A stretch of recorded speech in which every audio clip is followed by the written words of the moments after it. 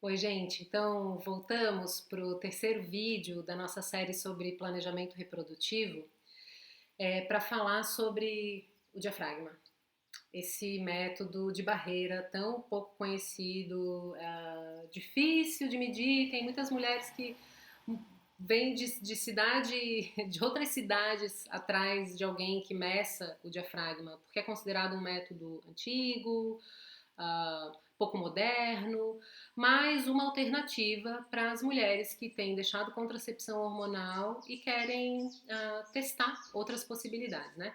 A real é que a eficácia dele, isoladamente, ela é relativamente alta. 6 a 12 mulheres engravidam usando esse método a cada 100 que usam ele durante um ano, né?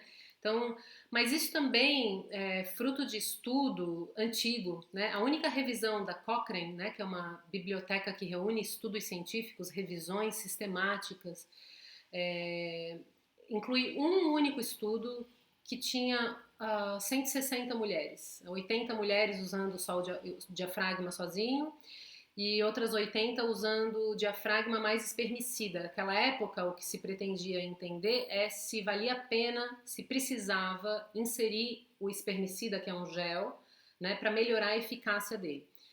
Então, o que a gente sabe é que seria recomendável usar um método outro associado ao diafragma. Então, a maioria das mulheres que utilizam o método, ou grande parte delas, né, a gente nem tem como saber porque o que eu consigo observar assim é grupo de Facebook, tem usuários de diafragma, né, um grupo com 10 mil mulheres, ou se já não tem mais, que trocam informação sobre o método. Né, um grupo super bem organizado, as mulheres trocam informação. Como tem muita dificuldade de encontrar um profissional que faça a medição, elas compartilham a lista de profissionais em cada cidade do Brasil, né, que fazem a medição, porque tem vários tamanhos de diafragma.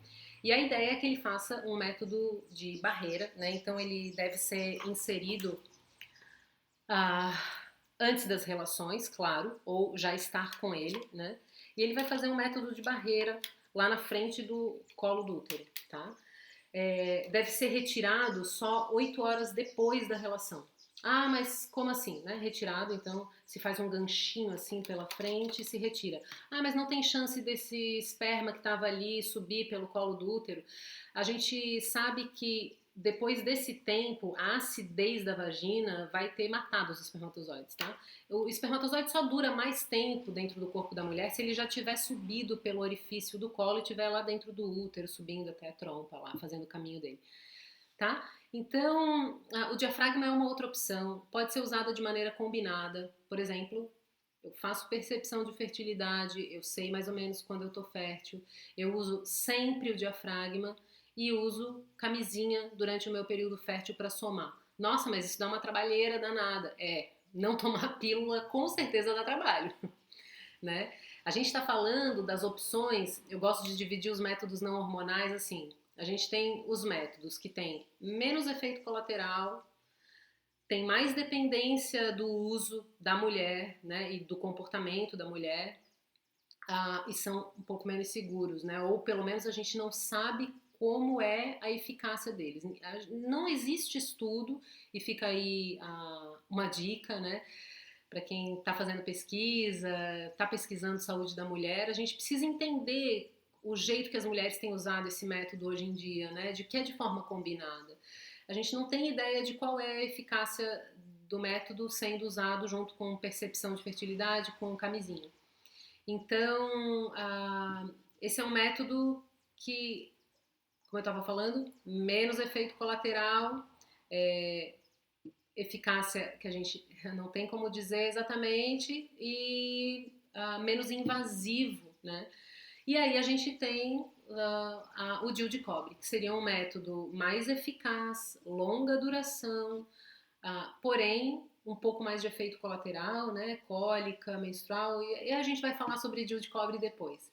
Mas e o diafragma, né? A gente usa com espermicida, não usa com espermicida. O espermicida nonoxinol, que é o mais estudado, ele foi retirado do mercado. Eu vou colocar ali embaixo depois no link algumas informações sobre isso, né? Mas aparentemente ele provocava microfissuras no colo e na vagina que poderiam aumentar o risco de infecções sexualmente transmissíveis, ISTs, tá? Que é a nova nomenclatura para DST. Ah, então, a gente recomenda usar sem o nonoxinol. Existe o ácido lático, mas tem poucos estudos, ou quase nada, os estudos são ainda de fases muito iniciais, né, com relação à motilidade de espermatozoides, então não tem ensaio clínico usando o ácido lático como espermicida para ser associado ao diafragma, tá? Tem uma marca que chama Contragel, que é um espermicida que as meninas mandam buscar fora, né? E a gente não tem como dizer se faz sentido gastar mais para inserir, né? Mas é uma opção. Então, o diafragma é isso, é um método bacana, ele precisa ser medido. A medida que a gente faz no consultório é avaliar do osso púbico, aqui do ossinho, até lá atrás no fundo de saco da vagina e ver mais ou menos como é o tamanho. A mulher experimenta no consultório, ela mesma coloca, tira, experimenta um outro tamanho, coloca, tira, e depois de um mês ela deve ser reavaliada, né? Depois de ter relação, avaliar, continua cobrindo o colo ou durante a relação o colo né, foi lá para baixo e o diafragma não cobriu mais. É mesmo esse tamanho? Então, tá aqui, o diafragma é esse terceiro método, né, da nossa lista de métodos não hormonais, e o próximo vídeo é sobre DIU de cobre.